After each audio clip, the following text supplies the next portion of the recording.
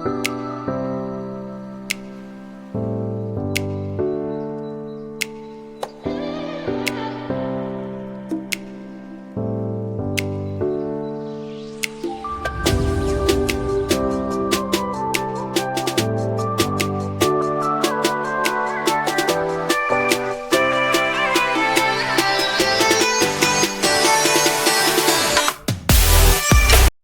Friends, welcome to தித்திப்பு சமையல். ஹெல்தியான recipe ragi idli எப்படி பண்ணுறதுன்னு பார்க்கலாம். 1/4 படி உலக்கில் 2 படி அளவுக்கு ராகி சேர்த்துக்கலாம். எந்த படி ராகி அளக்கிறதுக்கு எடுக்கிறோமோ அதே படியில் தான் நம்ம அரிசியும் உளுத்தம் பருப்பும் அளந்துக்கணும். 1/4 படி உலக்கில் 2 படி அளவுக்கு அரிசி சேர்த்துக்கலாம். படி இல்லைன்னா நம்ம டம்ளரில் கூட அளந்துக்கலாம். 1/4 படி உலக்கில் 3/4 படிக்கு மேலே கொஞ்சம் அதிகமாக உளுத்தம் பருப்பு சேர்த்துக்கலாம். 1/2 ஸ்பூன் வெந்தயம் சேர்த்துக்கலாம். எல்லாம் சேர்த்துட்டு நல்லா கழுவிட்டு ஊற வச்சுக்கலாம்.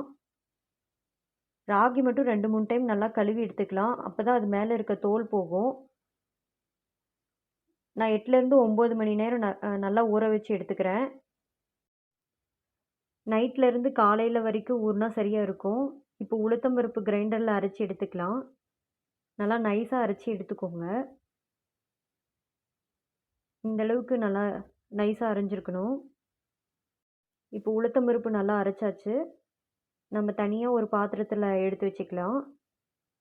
ராகியும் அரிசியும் நம்ம ஒட்டுக்கா சேர்த்து இப்போது கிரைண்டரில் போட்டு அரைச்சி எடுத்துக்கலாம். அரிசி முன்னாடியே அரைஞ்ச மாதிரி இருக்கும், ராகி அரையாத மாதிரியே இருக்கும். கொஞ்சம் கொஞ்சமாக தண்ணி சேர்த்து அரைச்சிக்கோங்க.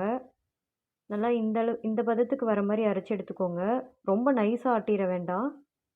அரிசி மாவு பதத்துக்கு ஆட்டி எடுத்துக்கலாம். ராகியும் அரிசியும் நல்லா அரைச்சிருச்சு. இதே மாதிரி இன்னொரு டைம் போட்டு அதையும் அரைச்சி எடுத்துக்கலாம். எப்பயும் அரிசி மாவுலேயே இட்லி சுடுறதுக்கு பதிலாக இந்த மாதிரி ராகி சேர்த்து அரைச்சி ட்ரை பண்ணி பாருங்கள். ஹெல்த்தியாக இருக்கும். கண்டிப்பாக ட்ரை பண்ணி பாருங்கள். டேஸ்ட்டாகவும் இருக்கும். இப்போது 2வது பேட்சும் நம்ம அரைச்சி எடுத்துக்கிட்டோம். கொஞ்சமாக உப்பு சேர்த்து கையிலே நல்லா கலந்து விட்டுக்கலாம். நல்லா கலக்கி விட்டுக்கோங்க. இப்போ நல்லா கலந்து விட்டாச்சு. இந்த பதத்துக்கு இருக்க மாதிரி பார்த்துக்கலாம். அவ்வளோதான், நம்ம ராகி இட்லி மாவு ரெடி ஆயிடுச்சு.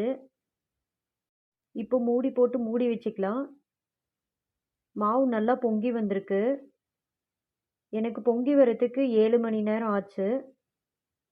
நல்லா வெயில் அடிக்கிற இடத்துல சீக்கிரமாகவே பொங்கிரும். இப்போ மாவு நல்லா புளிச்சிருச்சு. நம்ம இட்லி ஊற்றி எடுத்துக்கலாம். நல்லா கலந்து விட்டுட்டு இட்லி ஊற்றிக்கலாம். நான் 2 தட்டு இட்லி ஊற்றி வைக்கிறேன். இதே மாதிரி இன்னொரு தட்டு ஊற்றி வச்சுக்கிறேன்.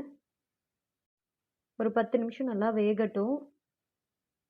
இப்போ எப்படி வந்திருக்குன்னு பார்க்கலாம். நல்லா வெந்துருச்சு ராகி இட்லி. பிளேட்டில் எல்லாமே எடுத்து வச்சுக்கலாம். நல்லா வந்திருக்கு ராகி இட்லி. ராகி இட்லிக்கு காம்பினேஷனாக புதினா சட்னி, தக்காளி சட்னி நல்லாயிருக்கும். சுண்டல் கிரேவியும் நல்லாயிருக்கும். ட்ரை பண்ணி பாருங்கள். இட்லி பாருங்கள், நல்லா பஞ்சாட்டம் சாஃப்டாக வந்திருக்கு. நார்மலாக இட்லி அரிசியில் ஆட்டுறதுக்கு பதிலாக ராகி சேர்த்து ஆட்டி பாருங்கள். இந்த ரெசிபியை கண்டிப்பாக எல்லோரும் ட்ரை பண்ணி பாருங்கள். இந்த ரெசிபியை ட்ரை பண்ணி பார்த்துட்டு எப்படி இருந்துச்சுன்னு கமெண்ட் பண்ணுங்கள். இந்த வீடியோ பிடிச்சிருந்தா லைக் பண்ணுங்கள், ஷேர் பண்ணுங்கள், சப்ஸ்கிரைப் பண்ணுங்கள். தேங்க்யூ.